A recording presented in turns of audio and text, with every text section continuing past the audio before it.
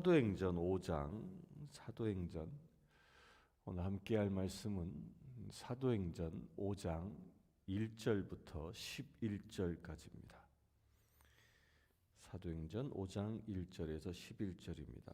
아나니아라 하는 사람이 그의 아내 삽비라와 더불어 소유를 팔아 그 값에서 얼마를 감추매 그 아내도 알더라. 얼마만 가져다가 사도들의 발 앞에 두니 베드로가 이르되 아나니아야, 어찌하여 사탄이 내 마음에 가득하여 내가 성령을 속이고 땅값 얼마를 감추었느냐? 땅이 그대로 있을 때에는 내 땅이 아니며 판 후에도 내 마음대로 할 수가 없더냐? 어찌하여 이 일을 내 마음에 두었느냐? 사람에게 거짓말한 것이 아니요 하나님께로다. 아나니아가 이 말을 듣고 엎드려 혼이 떠나니 이 일을 듣는 사람이 다 크게 두려워하더라. 젊은 사람들이 일어나 시신을 싸서 메고 나가 장사하니라. 3시간쯤 지나 그의 아내가 그 일어난 일을 알지 못하고 들어오니 베드로가 이르되 그 땅 판값이 이것뿐이냐? 내게 말하라 하니 이르되 예 이것뿐이라 하더라. 베드로가 이르되 너희가 어찌 함께 꾀하여 주의 영을 시험하려 하느냐? 보라, 내 남편을 장사하고 오는 사람들의 발이 문 앞에 이르렀으니 또 너를 매어 내가리라 하니 곧 그가 베드로의 발 앞에 엎드려 혼이 떠나는지라. 젊은 사람들이 들어와 죽은 것을 보고 매어다가 그의 남편 곁에 장사하니 온 교회와 이 일을 듣는 사람들이 크게 두려워하니라. 아멘.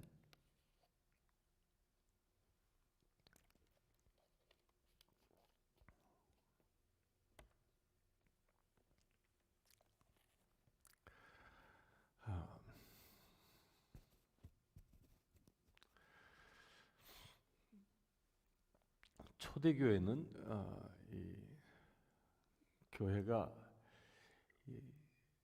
지금 우리가 하고 있는 11조나 감사 예물이나 이런 것을 통하여 교회가 운영되어진 것이 아니고, 초대교회는 그냥 그 말 그대로 오늘 말씀 이전에도 본 것처럼 3,000명이 돌아오고 5,000명이 돌아와서 그 엄청난 큰 무리를 이루었는데, 그 큰 무리들이 서로 공동체를 이루고 살았습니다. 삶을 다 그냥 함께 한 거예요.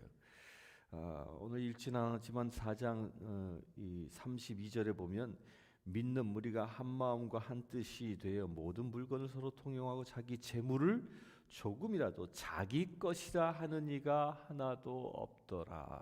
초대교회는 내 것이 내 것이고 내 것이 내 것인 삶을 산 것입니다. 그러니까 재물의 주인이 이것은 내 것이다라고 자기의 소유권을 주장하지 아니하고 이것은 우리의 것이다라고 서로 인정한 것입니다. 이게 초대교회의 모습입니다. 이 초대교회의 모습은요, 이 재물을 중심으로 살았던 당시의 사람들의 세계관을 완전히 바꾸는 것입니다. 그러니까 지금도 마찬가지지만 이 시대에도, 이 사도행전이 쓰이던 시대에도 이방신과 하나님과의 그 차이가 무엇이었냐면, 이방신을 섬기면, 바알이나 아세라나 이런 이방신을 섬기면 나를 그 신이 축복해서 나의 재물을 늘려준다라고 믿었던 겁니다. 곧 나의 소유, 내 것을 채우는 신이 이방신인 거예요. 그로 인하여 내가 풍요로운 삶을 살도록 하는 것이 이방신인 것입니다. 그래서 이런 이방신에 의하여 살아간, 이방신을 섬기는 사람들은요, 전쟁도 불사하는 겁니다. 오늘 읽은 말씀에 5절에 보면 다 크게 두려워하더라라는 이 말이요, 이 헬라어로는 포포스라는 말인데, 이 포포스라는 말이 뭐냐면 아프로디테 여신의 아들 이름이에요. 아프로디테 여신의 아들 이름이 포포스예요. 그런데 그 아프로디테 여신의 아들의 이름이 뭐냐면 그 전쟁의 신이거든요. 전쟁의 신.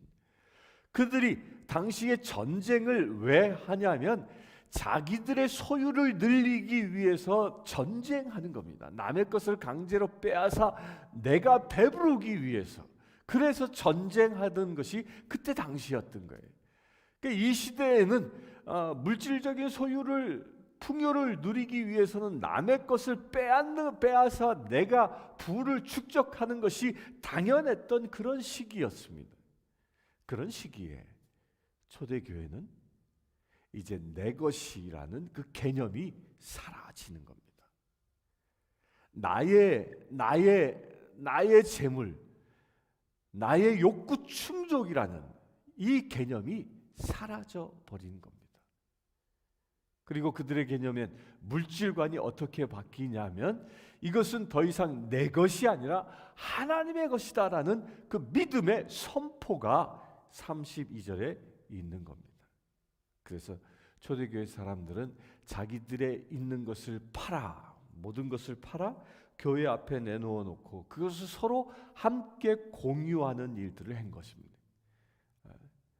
이것을 본따서 만든 것이 공산주의라고 하는데요. 이 공산주의는 중요한 정신이 빠졌어요. 물질을 공유한다고 하지만 그 물질의 주인이 누구라고요? 그 물질의 주인이 인민이 아니라 공산주의는 인민이라고 얘기하지만 인민이 아니라 누구의 것? 하나님의 것인 겁니다. 이 사도행전이 말하고 있는 바는요. 바로 그런 상황인 거예요. 그러니까 하나님의 것입니다. 모든 것이 하나님에 의하여 하나님이 나를 주관하시고 내가 하나님에 속해 있습니다. 내가 재물에 속한 자가 아니라 하나님께 내가 속해 있습니다라는 이 믿음의 고백인 겁니다. 그래서 이 아나니와 삽비라의 얘기는요, 이게 헌금을 제대로 했느냐 안 했느냐, 이 헌금의 문제가 아니에요. 엄밀히 얘기하면 이런 겁니다. 하나님이 먼저인가 우선인가, 그 하나님의 절대성을 내가 인정하는가 그렇지 않는가라는 겁니다. 이것은 물질에 의하여 물질의 영이 나를 다스리려고 하는 그 사단의 유혹을 내가 거기에 타협하느냐 아니면 온전히 하나님만 청종하느냐의 그 선택이라는 거예요. 다른 말로 얘기하면 이게 영적인 전쟁인 겁니다. 영적인 전쟁. 제가 누누이 말씀드리지만 사단은 끊임없이 우리를 유혹합니다. 그런데 그 유혹이 나에게 실제가 되는 것, 내가 그 유혹에 넘어가면 나에게 실제가 되는 것이지만 내가 그것을 단호하게 예수님처럼 사람이 떡으로만 살 것이 아니요 하나님의 입에서 나오는 말씀으로 사는 것이다 라고 그를 거절한다면 하나님의 사람으로 온전히 살아갈 수 있는 것입니다. 이 사도행전의 이 아나니아와 삽비라의 이야기, 삽비라가 그 사단으로부터 유혹을 받아 넘어간 이야기는요, 이 초대교회가 탄생할 때 사단이 초대교회를 시험했음을 이야기합니다. 이것은 구약의 무엇과 대비되어지는 것이냐면 아담과 하와를 시험한 그 에덴의 사단의 시험과 이게 대조되어지는 겁니다. 자, 보십시오. 이제 에덴 동산을 하나님이 만드셨어요. 그리고 아담을 지으셨어요. 아담으로부터 사역하기 위해서 외로워 보니까 하와를 창조한 짝을 이루게 해서 공동체로 만들었습니다. 따라서 그들은 둘이 합하여 한 몸을 이루어 공동체가 되어 하나님의 말씀에 순종하는 삶을 하나님과 더불어 에덴에서 살아가고 있었습니다. 그런 그들에게 사단이 와서 유혹합니다. 그 유혹에 하와가 넘어가고 아담이 넘어가는 거죠. 그 넘어간 이유가 뭐였습니까? 먹음직스러웠다. 나의 식욕을 채워줄 것 같았다. 그런데 여기서 말하고 있는 이 식욕이 무엇보다 우선시 되어진 거예요. 나의 욕구가 먹지 말라는 하나님의 말씀보다 우선시 된 겁니다. 그래서 그가 죄에 빠지게 된 것이죠. 또 지혜로워질 것 같다. 자기 자신이 하나님과 같아지려고 하는 그 욕구, 내 스스로가 신이 되고자 하는 그 욕구, 거기에 넘어가고 만 것이지. 이 아나니아와 삽비라도 똑같은 것입니다. 여기 말씀에 보면 그 값에서 얼마를 감춤해, 자기들도 자기 소유의 땅을 팔았습니다. 그 소유의 땅을 팔고 남들은 다 앞에 말씀에 보면 요셉 그 바나바라 일컬음 받는 그 요셉이라는 사람이 또 다른 사람들이 그렇게 소유를 팔아서 함께 나누는 것을 보고 사람들이 그들을 칭찬하고 기뻐하는 것을 보고 아마 이들도 그들의 모습을 보고 시기하지 않았을까. 아, 우리도 해야 하나 보다 라고 처음에 동기는 아주 순수했을 것입니다. 이 요셉 바나바처럼. 그런데 문제는 뭐예요? 견물생심이었던 거지요. 자기들의 손에 돈이 쥐어지고 나서 보니까 아유, 이건 뭐 얼마 띄어서 내가 개인적으로 쓴다고 해서 뭐 큰일 나겠어, 뭐 그거 누가 알겠어 라고 하는 그 생각이 들어왔던 것이죠. 그 생각을 준 자가 누구라고요? 사탄인 거예요. 사탄. 그 사탄이 그 생각을 준 것이죠. 그것을 3절에 베드로가 이렇게 이야기합니다. 아나니아야, 어찌하여 사탄이 내 마음에 가득하여 성령을 속이고 땅값 얼마를 감추었느냐라고 베드로를 통하여 하나님이 아주 명확하게 지적합니다. 돈을 몇 푼 챙긴 것은요, 자기 개인적으로 챙긴 것은 돈을 챙긴 그 수준이 아니라는 거예요. 그 돈의 개념이 아니라는 겁니다. 그것은 돈의 개념이 아니라 사탄의 유혹에 넘어가 내 마음을 사단의 영으로 채워낸 거라는 겁니다. 곧 내 영혼을 사단에게 팔아버린 것을 두고 얘기하는 겁니다. 이 아나니아와 삽비라의 이야기가 나오는 그 우리 어저께 보았죠? 어저께 그 말씀에 31절에 뭐 했어요? 그들이 어려움을 만나니까 빌기를 다 하며 모여 기도하니까 성령님께서 천지를 진동시키고 그들 가운데 성령으로 충만하게 이 마음을 경험한 직후였던 거예요. 그 직후에 사단이 찾아온 겁니다. 여러분들요, 지금 새벽을 깨우며 기도하고 있죠. 이 시간 성령 충만한 시간인 줄 믿으시길 바랍니다. 그렇다면 우린 더 깨어 있어야 합니다. 사단이 우리를 유혹할 수 있기 때문입니다. 우리의 성령 충만함을 시기 질투하여 우리를 아나니아와 삽비라처럼 유혹하여 우리도 실족하게 만들 수 있다는 겁니다. 여러분들요, 믿음 생활 성령 충만해서 말씀대로 살아가는 사람을 사단이 더 시험할까요? 아니면 믿음 생활, 예수 그리스도도 알지 못하고 그냥 세상 룰대로 살아가는 사람을 사단이 시험할까요? 어떤 사람을 사단이 시험할 것 같습니까?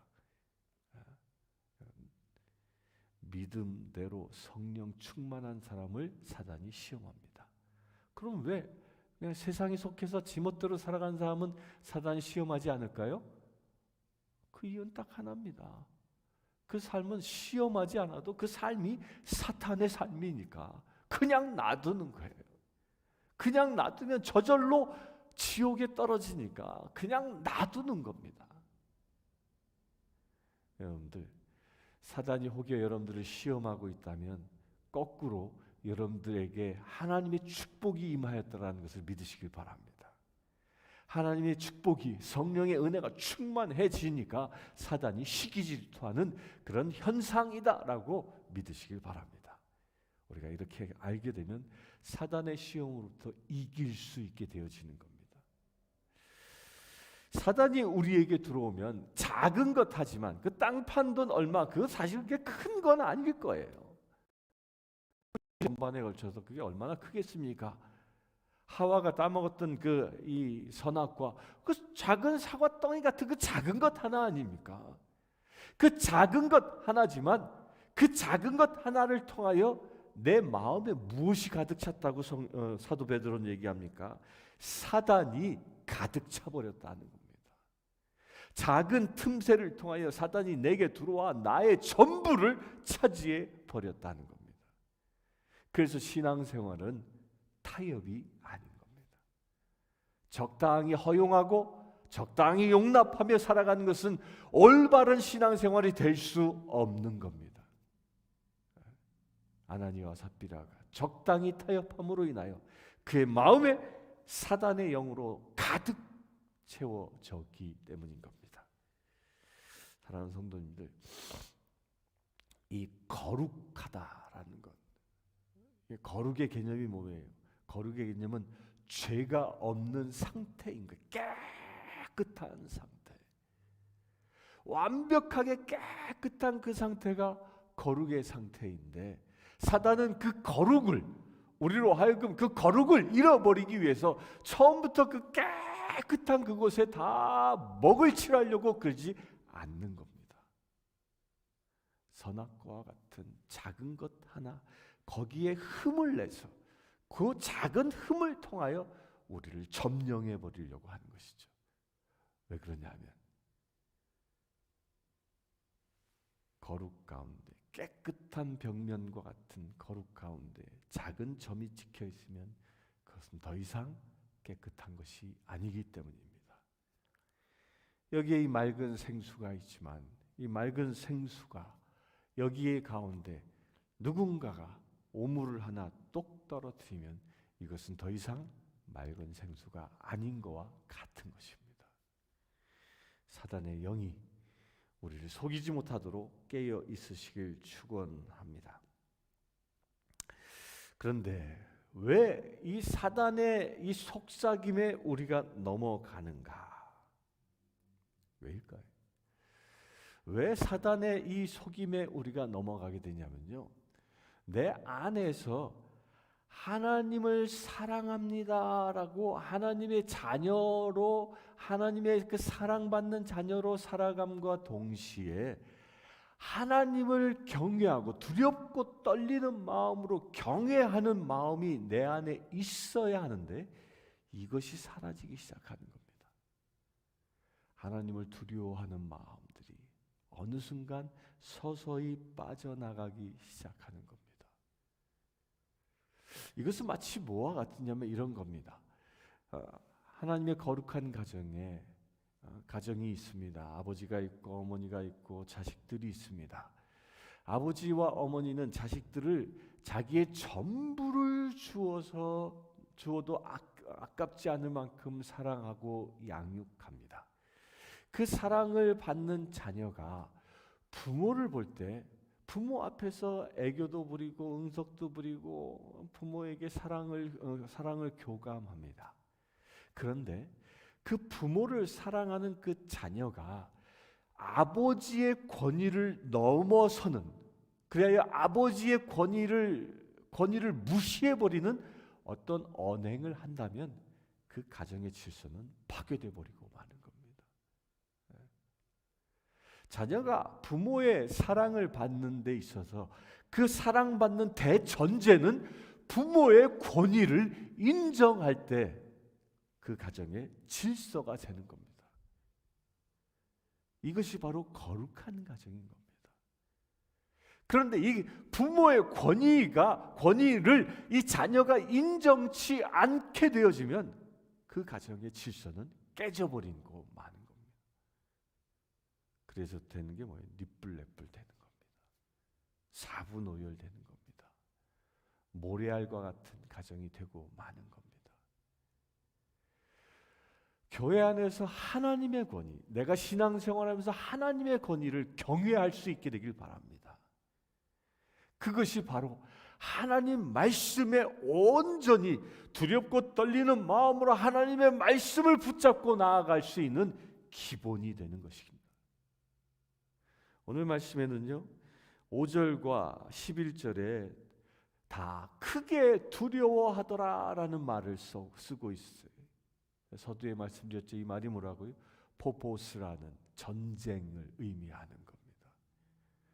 그 전쟁에 나아가는 그 생사의 기로에 서는 어쩌면 처참하게 죽을 수밖에 없는 그런 전쟁터, 처참한 그 터에 가는 전쟁에 나아가는 것처럼 두려워하는 마음으로 하나님을 경외할 수 있어야 한다는 거예요.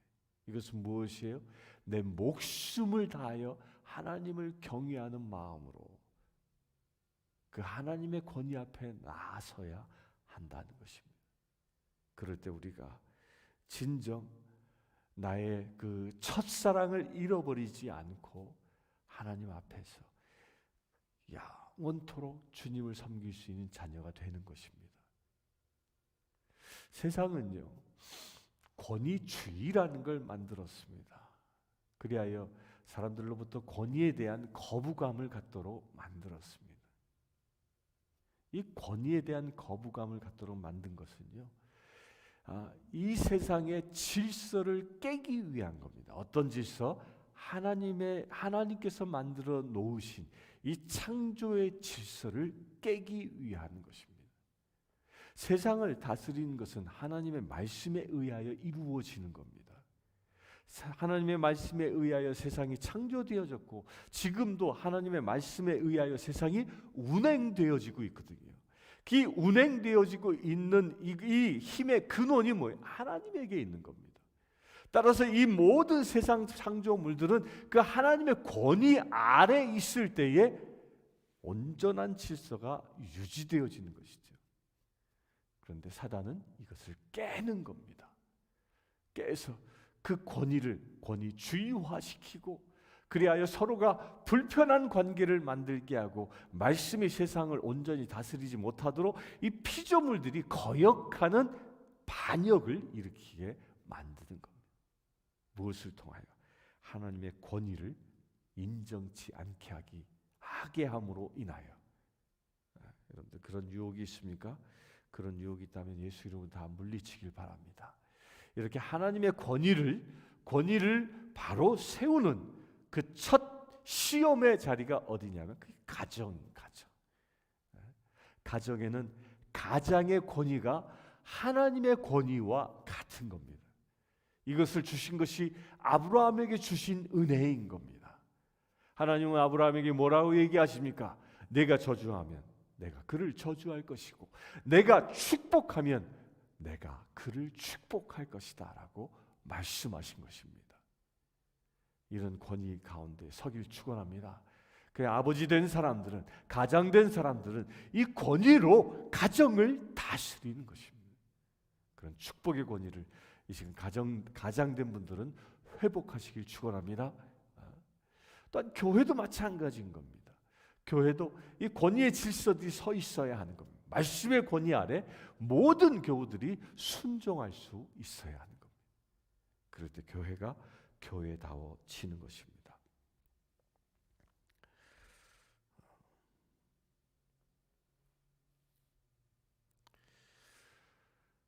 또한 이 아나니아와 삽비라의 이야기를 통하여 우리가 깨달을 수 있는 또 하나의 비밀이 있습니다. 객관적으로 보면요, 지금 현재의 상황에서 한번 생각해 봅시다.